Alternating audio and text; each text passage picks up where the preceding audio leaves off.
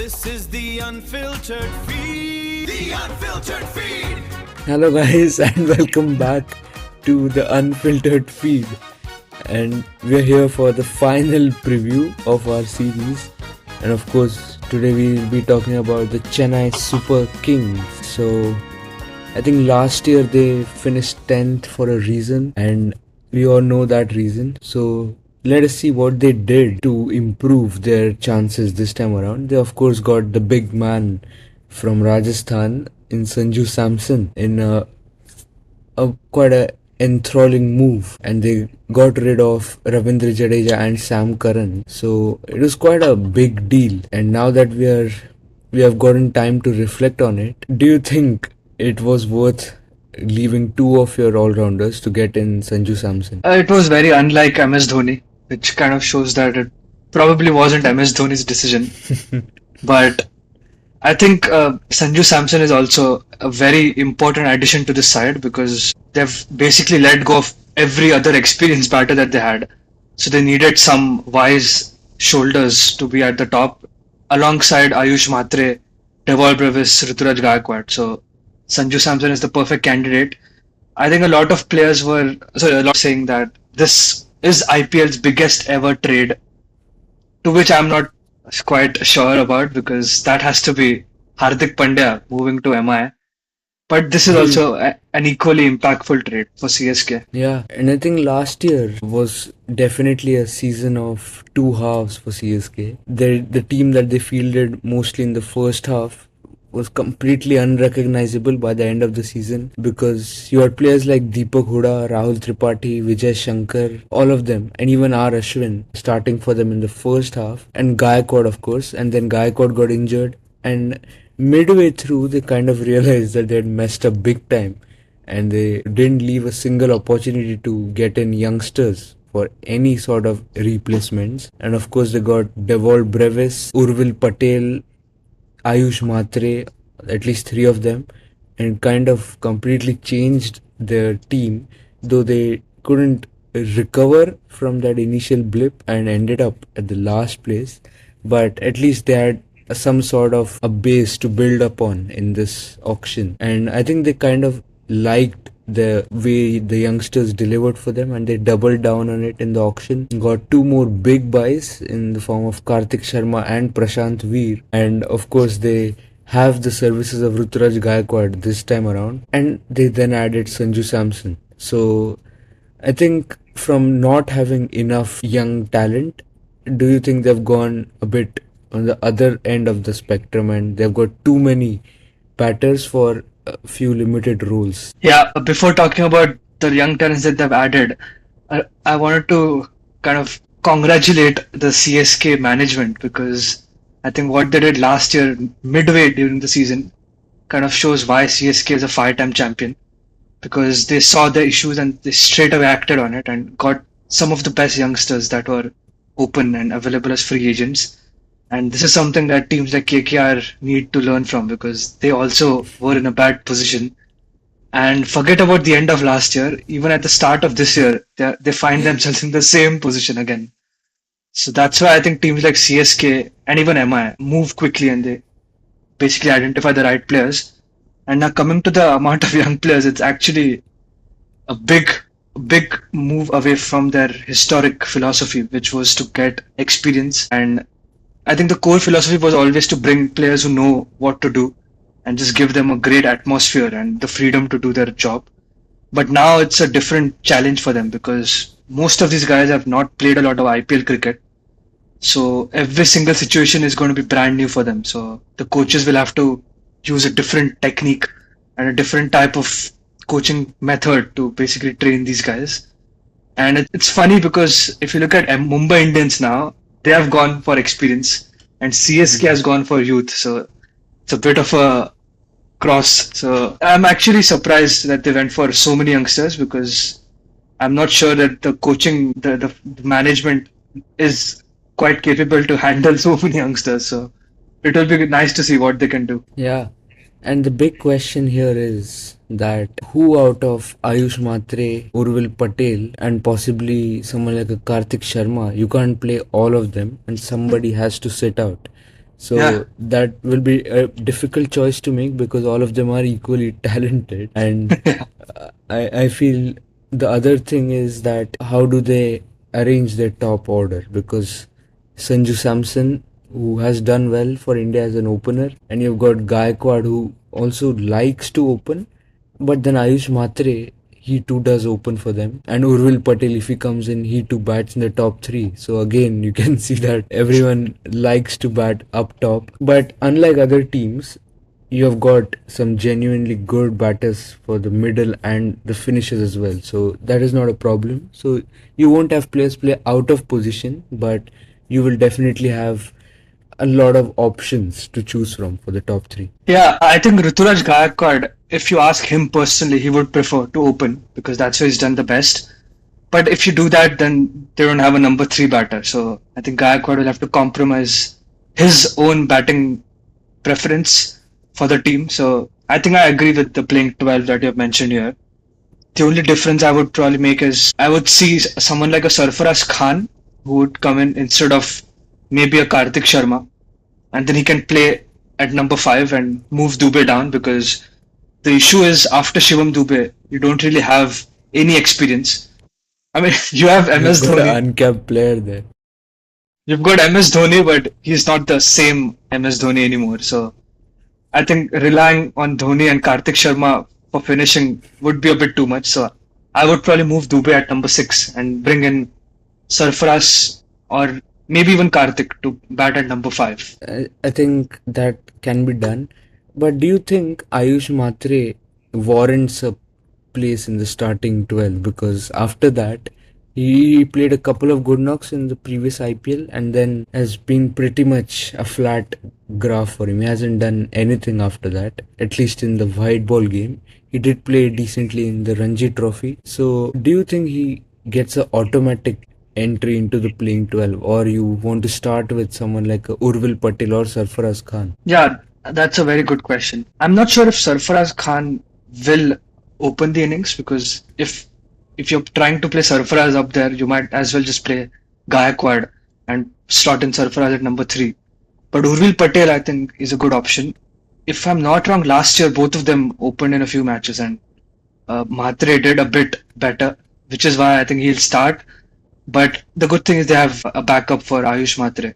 So it will be basically one of them too. And yeah, if Sarfaraz plays, then he might as well just play at number 3. Yeah, so now let us come to the a big elephant in the room, because let's be real, this bowling attack is not the best out there. You have got Noor Ahmed, who was the purple cap winner or a contender last time around, and I don't see any other threat in that bowling attack. Matt Henry, untested in the IPL. Khalil Ahmed, not exactly reliable. Rahul Chahar as well. So, and then you've got someone like a Prashant Veer. So, my initial instinct is that this bowling attack is going to make this team suffer in this season. Sad for Ruturaj Gaikwad because since the moment he's become the captain, they've faced so many injury concerns because they've never had the full strength CSK side playing. I think the only option I see is someone like a Khalil Ahmed. He's done a bit for Delhi and maybe SRH when he was playing for them. But apart from that, I think they will have to probably upgrade someone like an Anshul Kamboj or a Gurjapneet Singh. We have not seen them a lot in the IPL, so they could be a bit of a surprise factor like Tushar Deshpande was. But other than that, it's not a good looking death lineup at least. Yeah, and I think there is literally no real potent bowler here, because you've got Noor Ahmed, who also is quite famous for having no rhythm or consistency to his bowling at times. So he's not exactly the most reliable spinner out there, though he did well for them last year. And then Rahul Chahar, he has to start here because your only other option is Shreyas Gopal, who, let's be honest, is well past his prime. So I just feel that they had a bit of a wrong priorities in the auction. They did do well in getting a lot of good batters, but I feel they wasted a bit too much of their time and resources in the batsmen and didn't really pay much attention to the bowling, because CSK have always been a good bowling team, but in the last couple of years you have seen that taper off, and I really expected them to kind of get back on track with their bowling, but they just haven't. Yeah, I agree. I think they backed Nathan Ellis to be that death bowler for them, and that injury has basically derailed this entire bowling attack. It's very unlike CSK to depend on one bowler for your death bowling. They let go of Pathirana after one average season, but again it doesn't matter because he's also injured. So it was a bit of a strange decisions by CSK. I think they would have really enjoyed having somebody like a Shardul Thakur in this side, or even a Tushar Deshpande or an Akash Madhwal. You never know; they may get one of them. At least they might get Akash Madhwal if someone else gets injured. But other than that, I don't see a lot of hopes for the fast bowling. Yeah, so I think again, this is another side which will be needing some carry work from the batters because your bowlers aren't going to win you games, that's for sure. And then pair that with a bit of a undercooked batting unit, I would say. Though Sanju Samson and Ruturaj Gaikwad is a very solid pair to have in your top three, and of course Devol Brevis and Shivam Dubey as a pair in the middle and death overs. So the batting does look good, but I just feel that the bowling is going to let them down. So let us finish off this preview by talking about the two big buys, because we did briefly touch upon them, but Kartik Sharma and Prashant Veer, a massive moment for both of them because they've just kind of been picked from the very unknown level of Indian cricket, which is those UP leagues and whatever Rajasthan Premier League. So well done to both of them, but they know what is coming, and that is going to be a lot of expectations and pressure. So I feel Prashant Veer might as well not start for them, and maybe Akil Hussain could start because they have that extra overseas spot available, but not enough talent on the bench, which is a problem opposite to many other teams. But do you see Kartik Sharma playing a big role here? And do you feel he will start to begin with? And then what kind of a role will he be given here? I actually don't see Kartik Sharma playing a big role because at least he won't be expected to do that. I've heard some good things from him, not from him, about him. I think I've heard that he is one of the biggest six hitters in domestic cricket. So I'm excited to see how he goes. But if you look at the batters above him, there's so much experience, and I think players like Sanju Samson, Gaikwad, Dubey, and now Brevis as well, they will be expected to carry this batting, and Kartik Sharma's runs will be bonus.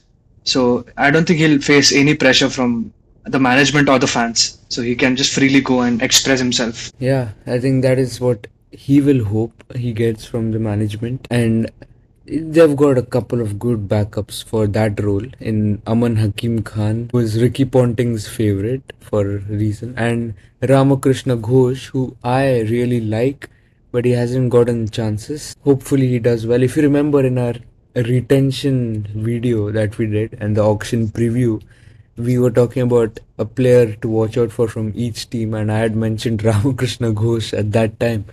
So I'm just waiting for the time it delivers so that I can make a shot out of it and gain a few views. So I think it's time we go to the predictions, and there is nothing to predict here. We have done it for the 9 other teams. So CSK for me at number 8, and for you, Yeah, I still stand by it. And here's why. I think if you look at CSK in the past, they've never really been a bowling friendly side. They've always had one bowler who does well and carries the entire bowling attack. But they've always been someone who bat really well. I think they've had so many orange cap titles recently. You had players like Shane Watson, Faf du Plessis, Ruturaj Gaikwad do well. And now they've got Sanju Samson, who I think will be a contender for the orange cap this time. So the batting looks extremely strong. I think they'll win a lot of matches while chasing, because with this batting order, I think they can chase anything. And what they need is just one bowler. It could be Khalil Ahmed, it could be Matt Henry, someone to get them wickets up front. And then they need Noor and Prashant Veer to do the bare minimum in the middle overs.